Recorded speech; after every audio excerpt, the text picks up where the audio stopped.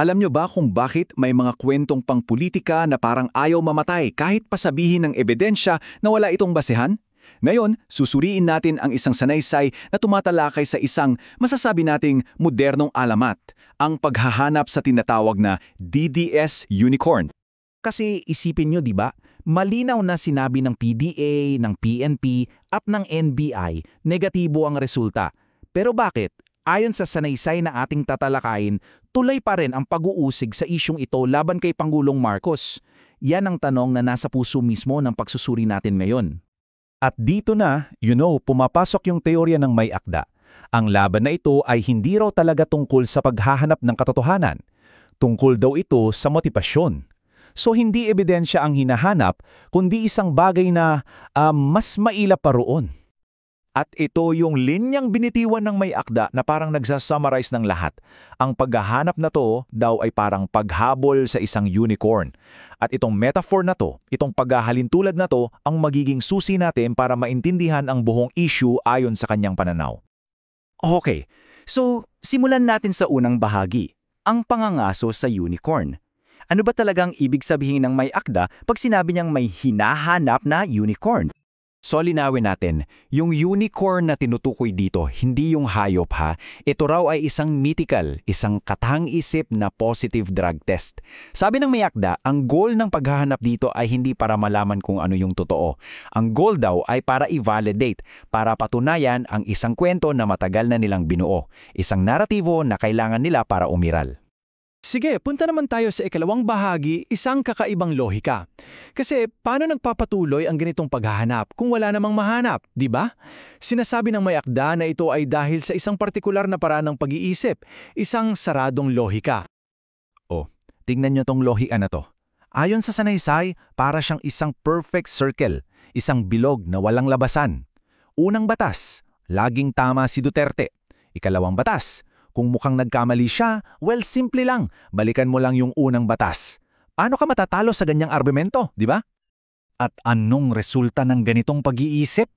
Well, lahat ng ebidensya na sasalungat dyan, mga opisyal na dokumento, resulta ng lab test galing sa isang DOH-accredited na ospital pa, sinadmit sa iba't ibang ahensya. Lahat yan automatic na binabasura, tinatawag na peke. Kasi hindi siya kasya sa mundo nila, kaya kailanang itapon palabas. Okay, ikatlong bahagi, ang Star Witness. Ngayon, sa gitna raw nitong paghahanap, may biglang lumitaw na isang testimonya na ayon sa sanaysay ay biglang nagpabago ng laro, kahit pa hindi naman ito matatawag na ebidensya. At dito, inilatag ng sanaysay yung dalawang panig. Sa kaliwa, nandun yung opisyal na lab test. May dokumento, may pirma ng doktor, kumpleto. Sa kanan, isang testimonya lang. Walang papel, walang pisikal na ebidensya, isang kwento. Ngayon, ang tanong, alin daw kaya ang mas pinaniwalaan? At dito raw natin makikita yung kaibang lohika in action. Yung opisyal na resulta, ang sagot daw, fake, hindi kami kumbinsido. Yung testimonya na walang anumang pruweba, boom, ito ang katotohanan. Isang malinaw na halimbawa raw ito, ayon sa sanaysay, ng pagkiling kung saan pinipili mo lang kung ano ang gusto mong paniwalaan. At binuod ito ng may akda sa isang simpleng moto. Kung pabor kay PBBM, peke. Kung laban sa kanya, totoo. At kung nakakatulong kay Duterte, banal na revelasyon yan. Ito raw yung filter, yung salaan na ginagamit nila sa lahat ng impormasyon. So ikaapat na bahagi, bakit di tumitigil? Kung ganito pala ang sitwasyon, bakit hindi na lang sila tumigil? Ano yung nagtutulak sa kanila na ituloy pa rin ang paghanap sa isang bagay na parang hindi naman talaga umiiral? At dito tayo dadalhin ng may akda sa pinakaugat ng issue. Kasi kung tatanggapin nila na malinis si PBBM, hindi lang isang alegasyon ang mawawala, kundi isang buong mundo ang posibleng gumuho para sa kanila. At heto ang sinasabi ng sanaysay. Ang pag-amin na negatibo ang resulta ay hindi lang basta pag-amin ng pagkakamali. Para sa kanila, ito raw ay pagwasak sa kanilang political identity, sa paniniwala nila sa kanilang leader at sa buong pundasyon ng kanilang ipinaglalaban. It's an existential threat. Para ipakita yung desperation na to, inilarawan ng may akda yung tinatawag niyang palarong moving goalposts. Sa bawat negatibong resulta, gumagalaw ang goalpost. Nung una, urine test, hindi sapat. Dapat hair follicle. Tapos naging dapat blood panel. Tapos dapat lie detector. Isang laro raw ito na sadyang idisenyo para hindi matapos. Okay, huling bahagi na, ang mythical na test.